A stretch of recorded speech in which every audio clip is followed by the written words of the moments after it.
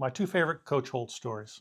We talk about how hard of a coach he was, how disciplined he was.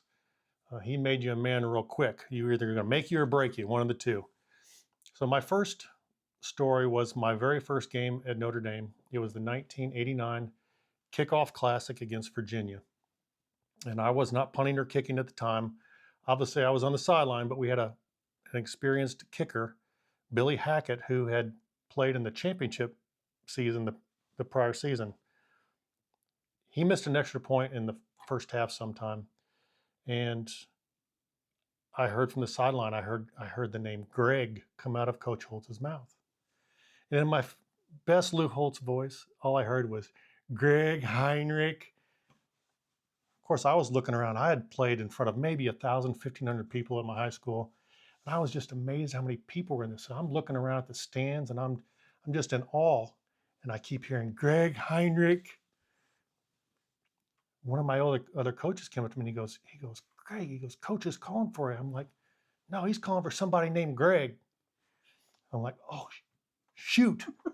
So I go up there and he looks at me in the eye and he goes, Greg Hentrich, can you make this kick? 51-yard field goal. What am I supposed to say? No, I can't make it. I'll never kick at this place again. So of course, Coach, I can make this. So I go out and I attempt it and I miss it to the left. As I turn to go off the field, I see Coach Holtz coming straight for me onto the field. And we meet about maybe just around the numbers area. And he grabs me by the face mask and he pulls me from behind, pulls me behind him, and I'm going to the sideline. He whips me around in front of his face and I'm dodging spitballs. And he's like, don't you ever lie to me again, Greg Hentrich. If you ever lie to me again, you're never kicking at the University of Notre Dame ever again. I'm like, dang. He throws me to the side. I'm like, oh my gosh, that was fun. So later on that game, of course, I'm still recovering from that butt chewing. Later on that game, we get a 31 or 32-yard field goal. And I hear from the sideline, Greg Hentrich. I'm like, dang. I wanted so bad to say, no, Coach, punt it. We're at the 15-yard line. So I go out and I'm like, can you make this one? Like, I think I can make this one, Coach. He was like, kick the damn thing. So I go out and I make it, and I kick for the rest of the 4 years. So that was probably one of the most nervous I've ever been on a 30-yard field goal, because I knew if I'd missed this, I may never kick at this place ever again. But I think what he was doing is he was making me, and the game wasn't even close, so the kick didn't mean anything, but he was making me mentally tough. He was putting that extra pressure on me to see if I can handle it.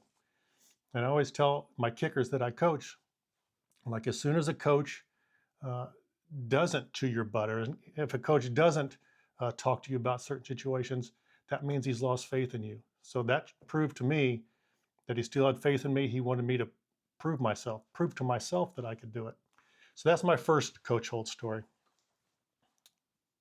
The second Coach Holtz story is we were at Purdue, and this is, I'm not sure which year it was, I don't remember, but I missed an extra point just before half.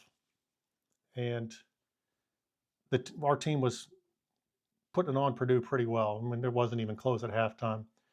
The only thing bad that happened that half was I missed an extra point. So instead of talking to the team at the halftime, as soon as we got into the locker room, Coach Holtz pulls me aside into the coach's locker room. It's just me and him. And he sits me down on a stool and he rips me a new one for the whole halftime because he had nobody else to complain to. He was going to let me know how bad I was and how poorly I was performing. So for 20 minutes, I get Coach Holtz ripping me a new one in the locker room. Everybody else is having a good time. The game's over at halftime, but I'm puckered up. I mean, I'm puckered up hard. So I got in the second half and I have to kick this extra point.